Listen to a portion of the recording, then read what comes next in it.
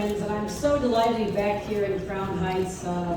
This community council and the collaboration across geographic boundaries, ethnic boundaries, racial boundaries, religious boundaries, to see how this community comes together toward a common purpose, to lift all people up, is really a model that I want the rest of the nation to see, because, and everyone here knows this, 30 years ago, our nation had a different perception of what life was like in Crown Heights, right?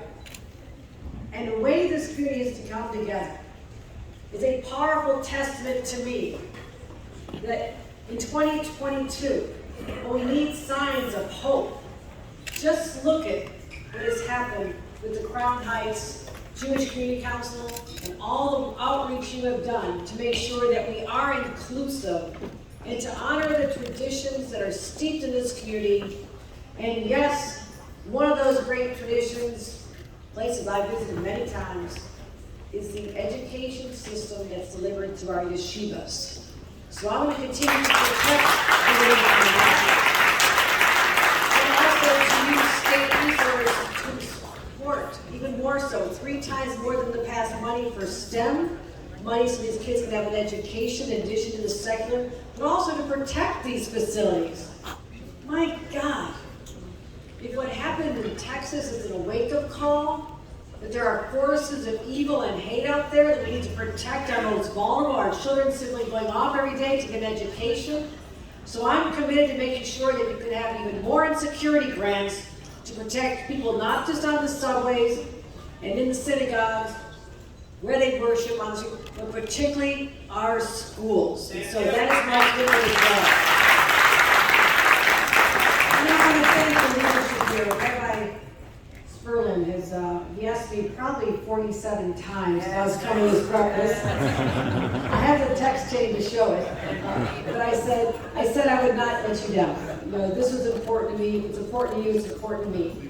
And I thank you for embracing me since 2014, and the first time we walked the streets and went to the fish markets and a chance to explore the uniqueness of this community that needs to be preserved and protected. And I thank you and also Rabbi Cohen for everything you've done and will continue to do. I also have extraordinary partners. And this one, I talk about it's like opening another wound again. It's trying to heal. But just yesterday, 24 hours ago, our Attorney General and I joined Vice President Harris in the final service for one of the 10 Buffalonians, my neighbors, literally 10 minutes from where I live, in a funeral service. And this was an 86-year-old mother of the former fire commissioner for the city of Buffalo, who also was New York State's head of Homeland Security in that district. He is pained by the knowledge that he couldn't even protect his own mother who was out grocery shopping. This community, that community, our collective community, everybody's hurting. But before we even had the chance to bury the last person from that racist assault on people because of the color of the skin, his words, not mine, he targeted this community.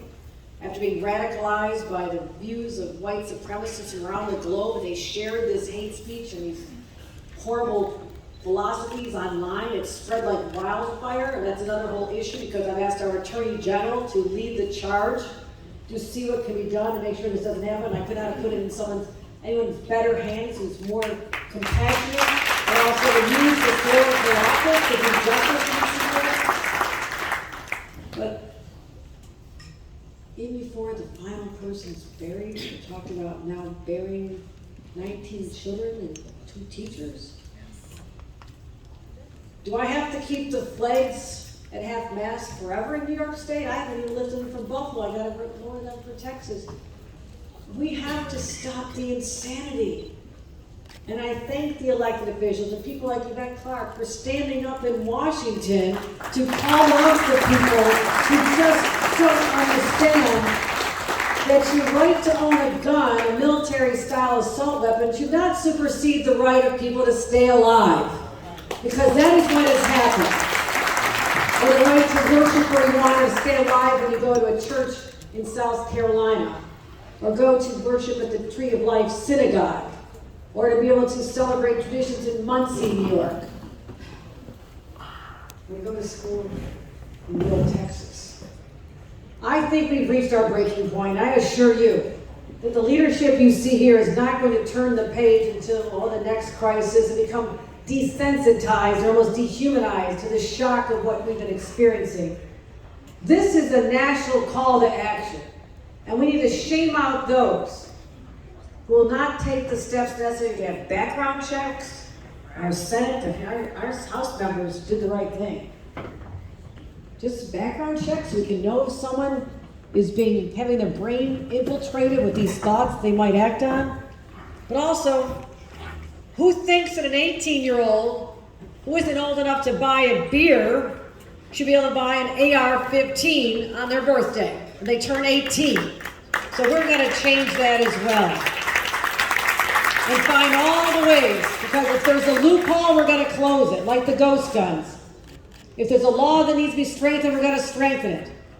And if there's a way we need to get ahead of the criminals, we will do that as well. So I hadn't intended to make this a speech about this, but this is what's weighing down my heart right now.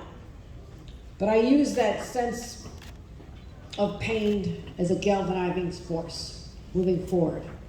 But I also want to leave you with one more message. This is just not about the high-profile massacres that are talked about in the news nonstop right now until the next one. This is also about protecting our young men in particular who are losing their lives to gun violence on the streets every day in Brooklyn, Harlem, the Bronx, Buffalo, Rochester, Syracuse. This insanity has to end as well. And I'm deploying the resources of our state police to be out there literally on the borders, capturing these weapons before they come up from Tennessee and Georgia and Virginia, and even a place we could buy assault weapons and magazines that are high capacity, like should be used on a battlefield in Pennsylvania, right across the border. So if I seem a little angry, I am. I admit it. I just went to 3 churches and prayed the Lord to heal that side of my heart.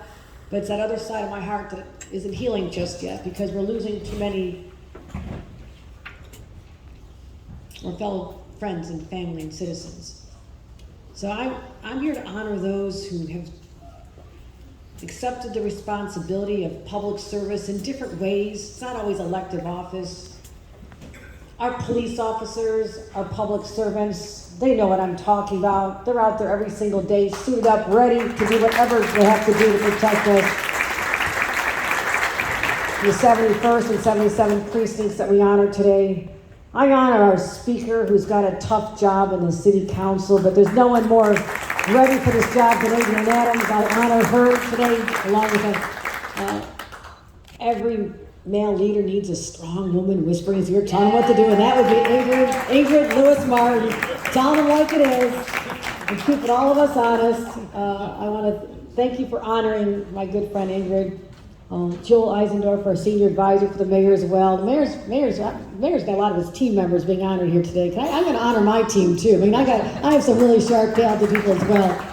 And Isaac Wurzberger for all his work with philanthropy is so important. So all of us find our paths to public service, whether it's this organization, which is powerful and has an impact to fight for people, especially during this pandemic, how you rose up and took care of people in need, or elective office. But we leave here nourished by the friendship, nourished by the food, nourished in the knowledge that Crown Heights showed the world how you do it. And after being brought down and having our reputation hurt 31 years ago because of what happened in our streets, this community rose up in a powerful way. I want you to own that legacy and to share it with the rest of the world that needs the healing that we experienced here. So thank you for the privilege of letting you see what real empowerment and action looks and feels like. It's no longer just thoughts and prayers. This is what real action looks like, what you're doing here every single day. And I'm so honored to be the governor of a state that celebrates each other's individuality and their diversity and their rights to practice the religion they choose to in the way they choose to without interference. and to celebrate our racial diversity, ethnic diversity. This is not the American dream, this is the New York dream that we cherish here. And I thank all of you for being part of it. Thank you for inviting me.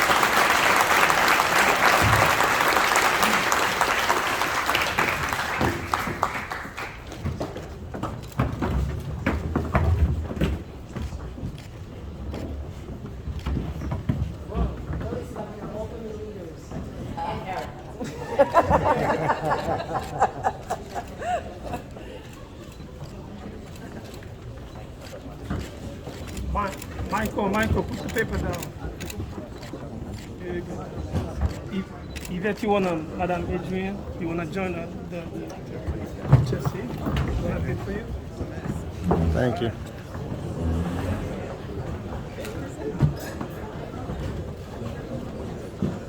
Mr. D, Mr. So let's back up. Let's back up. We got a wide angle.